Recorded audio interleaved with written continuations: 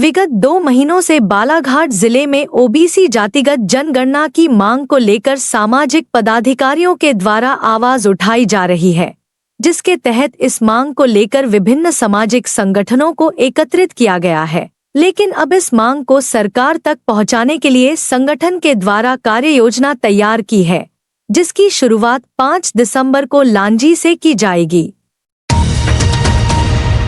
OBC SC ST एकता मंच के तत्वाधान में 5 दिसंबर को 11 बजे से सुभाष चौक बस स्टैंड लांजी में एक दिवसीय ओबीसी सम्मेलन का आयोजन किया गया है, जिसको लेकर मंगलवार को संगठन के पदाधिकारियों ने स्थानीय सर्किट हाउस में पत्रकारों से चर्चा की। इस दौरान उम्मेद लिल्हारे बताया कि जातिगत जनगणना को लेकर आंदोलन की शुरुआत लांजी से की जा रही है। 5 दिसंबर को धरना कर रैली निकालकर ज्ञापन सौंपा जाएगा। उन्होंने कहा कि सरकार द्वारा अब तक जाति आधारित जनगणना नहीं कराई गई है। ओबीसी की जातिगत जनगणना करीब 95 वर्षाएं से नहीं की गई है, जिससे सबसे अधिक संख्या ओबीसी की होने के बावजूद भी उन्हें आरक्षण के हक और अधिकार से वंचित किया जा रहा है।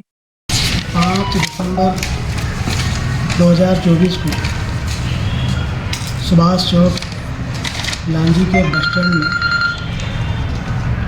जाति जनगणना को लेकर जो शुरुआत शीतल पैलेस पिछले महीने हुई थी जिले भर के मुख्य लोगों के द्वारा, उसी का दूसरा भाग लांजी से शुरुआत हो रहा है। यहाँ बैठक हुई थी शीतल पैलेस में, तो शुरुआत आंदोलन की लांजी से शुरू हो रही है। वहाँ पर उस दिन धरना है, रैली है और ज्ञापन है। वहाँ पर लांजी क्षेत्र के ही राजकुमार नागेश्वर जी मराठे जी उस कार्यक्रम के आयोजक हैं। आप सबसे बात करेंगे कि धीरे धीरे ये जाति जनगणना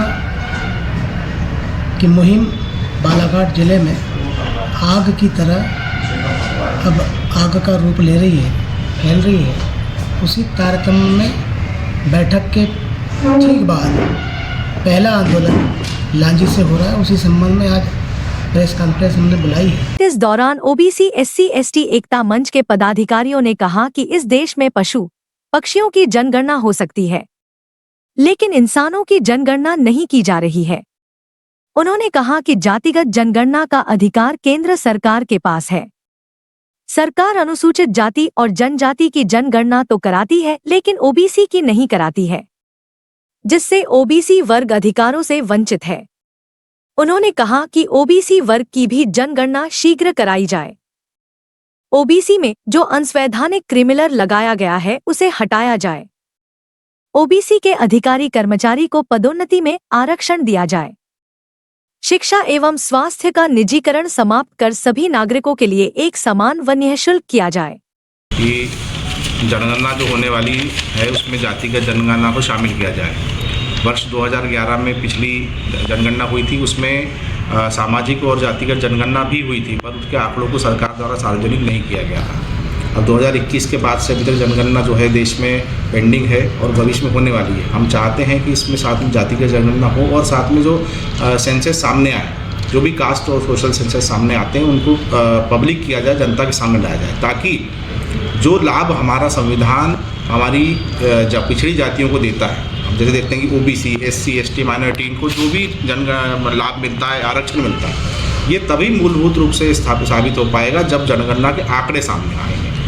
ये जातिगत जनगणना की मांग जो है इसको लेकर अलग अलग तरीके के भ्रामक प्रचार जो है सत्ता में बैठे हुए लोगों के द्वारा किए जा रहे हैं। अच्छा, जो लोग भ्रामक प्रचार कर रहे हैं उनको भी पूरी तरीके से मालूम नहीं कि सच्चाई क्या है।